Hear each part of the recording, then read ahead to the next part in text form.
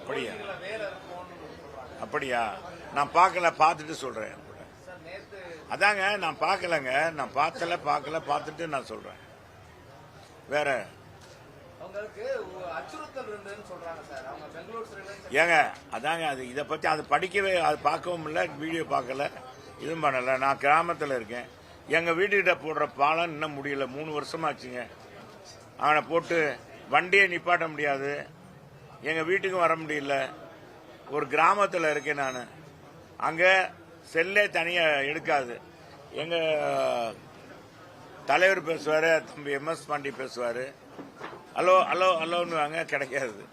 அந்த இடத்துல இருக்கேன், கிராமத்தில், மலை அடிவாரத்தில் இருக்கேன். என்ன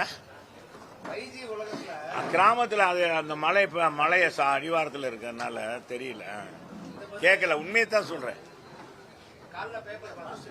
காலையிலேயும் பேப்பர் பார்க்கல. காலையில இப்ப ஒரு நிகழ்ச்சிக்கு போயிட்டு பறவையில நிகழ்ச்சி முடிச்சுட்டு அப்படியே வர்றேன். படிச்சிருந்தா கூட நான் சொல்லியிருப்பேன்.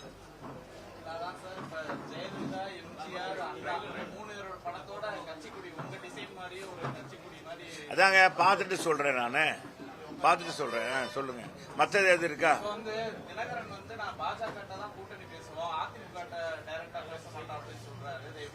நீங்க அவர்கிட்ட தானே கேட்கணும், யார்கிட்ட கேட்ட என்ன செய்ய? அப்ப என்னன்னு கேட்ட நீங்க அவர்கிட்ட தான் கேட்கணும்.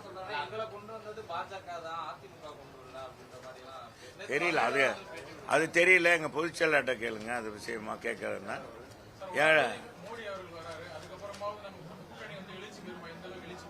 என்னங்க எழுச்சி தானே பெற்றிருக்கோம். ஏங்க எழுச்சி பெற்றதுனால பாருங்க, சுட்டரிக்கும் வெயில்ல கூட பெண்களும் ஆண்களும் இங்க பாருங்க, நிர்வாகி பூரா வந்திருக்காங்க. மற்ற நேரம் கூட்டம் போட்டா அவ்வளவா வரமாட்டோம், கூவி அழைத்தாலும். இப்ப தகவல் கைபேசியில சொன்ன உடனே இவ்வளவு பேர் வந்திருக்காங்களே, எழுச்சினாலேயா? எழுச்சி இல்லாமையா வந்திருக்காங்க? இப்ப விடிய ஆட்சியுடைய வீட்டு பிள்ளை சாட்சின்றத அந்த தமிழகத்துல மதுரையில ஏகப்பட்ட இடங்கள்ல போய் எல்லா இடங்களையும் போய் கேட்கிறாங்க. அந்த மக்களுக்கே உணருது. இப்ப நாங்கெல்லாம் போய் இந்த அண்ணன் கொடுத்த 10 தேர்தல் அறிக்கையும் நேற்று வரைக்கும் அந்த 10 தேர்தல் அறிக்கையும் சொல்லும் போது எப்படிப்பா வரவேற்றாங்க சொல்லுங்க. ஏங்க முத்துகிருஷ்ணன் எப்படி வரவேற்றாங்க சொல்லுங்க ராஜா. என்னம்மா வரவேற்றாங்களா? என்ன ராஜா பிரமாதமாக வரவேற்கிறாங்க. இப்ப 3வது தேர்தல் அறிக்கையும் வந்திருக்கு, பிரமாதமா வரவேற்கிறாங்க.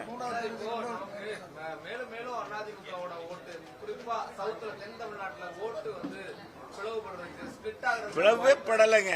ஐயா நீங்க தெரியாம இன்னும் நீங்க இதே மாத்த மாட்டீங்க. இந்த ஓட்ட கீரல் மாதிரி முன்னால சொல்லுவாங்க, அது என்னங்க பிளேயர், ரெக்கார்டு பிளேயர், ஓட்ட ரெக்கார்டு பிளேயர் மாதிரி பேசுறீங்க. அதாவதுங்க தேர்தல் என்பது ஒரு வித்தியாசமானது. நீங்க தேர்தலை புரிஞ்சுக்கங்க. எங்க புரட்சி தலைவர் அம்மா என்ன சொல்றாங்க, நான் ஏற்கனவே உங்கள்கிட்ட சொல்லியிருக்கேன், இப்பவும் நீங்க கேட்டதுனால சொல்றேன். எந்த தேர்தலிலும் ஆளுங்கட்சியே வீட்டுக்கு அனுப்ப மக்கள் இன்னைக்கு தயாராயிட்டாங்க. இதுக்கு ஒரே தலைவர், நம்பிக்கை நட்சத்திரம் யார் என்றால் எடப்பாடியார் தான். எனவே எடப்பாடியாருக்கு தான் வாக்களிக்கணும்னு மக்கள் முடிவாக இருக்கிறாங்க. அது இல்லைன்னா நான் சொல்றேன், நீங்க புரிஞ்சுக்கங்க, தென் மாவட்டங்களில் எல்லா இடங்கள்லையும் இதே எழுச்சி இருக்கு. நீங்க போய் மக்களை கேளுங்க, இதே எழுச்சி. மக்கள் எழுச்சியா இல்லைன்னா எங்க கழக தொண்டர்களே சோர்வாயிருவாங்க. எங்க கழக தொண்டர்கள் வீறு கொண்டு எழுதுறாங்கனால கட்சி வீறு கொண்டு எழுந்துருச்சு. எங்க புரட்சி தலைவி அம்மா அவர்களே 2011 சொல்லியிருக்காங்க, இங்கே கருணாநிதியா என்னையா தான் பார்ப்பாங்க, அம்மாவான்னு தான் பார்ப்பாங்க, வேற யாரையும் பார்க்க மாட்டாங்க. எத்தனை முகம் வந்தாலும் சரி, அத்தனை முகமும் அடிபட்டு போகுங்க. நான் சொல்றேன், அதெல்லாம் ஒண்ணும் இல்ல. எங்க அண்ணன் அதை காட்டிலும் பன்மடங்கு உழைக்கிறார். எனக்கு உழைப்பு களத்துல நின்று இன்னைக்கு பொதுச் செயலாளர் மாதிரி யாரும் போய் ஏறத்தாழ 200 தொகுதிக்கு மேல் அவர் மக்களை சந்தித்துட்டார். போற இடங்கள்லாம் கடல் அளவு போல மக்கள் கூட்டம். இதுக்கு மேல என்ன சான்று? மக்கள் எழுச்சியா இருக்காங்க. அவர் பேசி முடிக்கும் தொட்டிக்கும் ஆட்கள் இருக்காங்க, கைதட்டுறாங்க, வரவேற்கிறாங்க. அனைத்து தரப்பு மக்களும் வரவேற்கிறாங்க. இன்னும் சொல்றா, எங்கிட்டே நாங்க போகும்போது இங்க இருக்கிற வியாபாரிகள், மதுரை இருக்கிற வியாபாரிகள்லாம், ஐயா எப்பயா இந்த ஆட்சி போகும், எங்களுக்கெல்லாம் விடிவு காலம், நீங்க வந்தா தாப்பா விடிவு காலம் கிடைக்கும், அண்ணே ஏற்பாடு பண்ணுங்கண்ணே, சீக்கிரம் பண்ணணும்னே. நாங்க எல்லாம் சொல்லிட்டோம்னே. ஒட்டு மொத்தமா நாங்கெல்லாம் ரொம்ப பாதிக்கப்பட்டிருக்கோம். அது சிறு குறு நடுத்தர வியாபாரிகள், இந்த வணிகர்கள், தொழில் பண்றவங்க, இவங்க பூராமே இன்னைக்கு இபி பில் கட்ட முடியாம ஏகப்பட்ட நஷ்டத்தில் இருக்காங்க. தொழிலும் இல்ல, நசிந்து போயிருக்காங்க.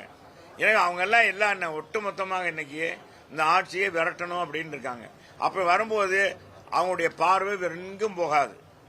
இப்போதைக்கு எல்லாரும் நீங்க சொல்லுவீங்க, இது உங்களுடைய இதுல கூட்டம் கூடுறது வச்செல்லாம் இல்ல, கூட்டம் எல்லாருக்கும் தான் கூடும். நான் தான் சொல்றேன், கூட்டம் கூடுறத பத்தியே இல்ல. ஏங்க நான் பல தடவை உங்கள்கிட்ட சொல்லிட்டேன். ஏங்க நம்ம நடிகர் திலகம் சிவாஜி கணேசன் கூடாத கூட்டமா?